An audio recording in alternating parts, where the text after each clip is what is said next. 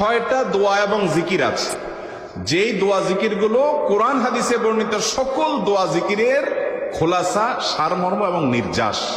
এই ছয়টাকে যদি কোনো মুসলমান নিয়মিত আঁকড়ে ধরে, তাহলে কোরআন এবং হাদিসের যত দোয়া এবং জিকির আছে কেমন যেন তার নির্যাসটা নিয়মিত সে আমল করলো। সর্বপ্রথম হলো নবী করিম সাল্লাল্লাহু আলাইহি সাল্লামের প্রতি দুরূদ প্রেরণ করা। নাম্বার 2 ইস্তিগফার, এটাও বেশি বেশি করতে হবে। নাম্বার 3 ইয়া যাল জালালি ওয়াল ইকরাম, এটা একটা জিকির, আল্লাহ তাআলাকে ডাকা, আহ্বান করা, এটাই জিকির। 4 নম্বর হলো লা হাওলা ওয়ালা কুওয়াতা ইল্লা বিল্লাহ। 5 নম্বর আমল হলো দোয়া ইউনুস। 6 নম্বর হলো সুবহানাল্লাহ, আলহামদুলিল্লাহ, লা ইলাহা ইল্লাল্লাহ, আল্লাহু আকবার।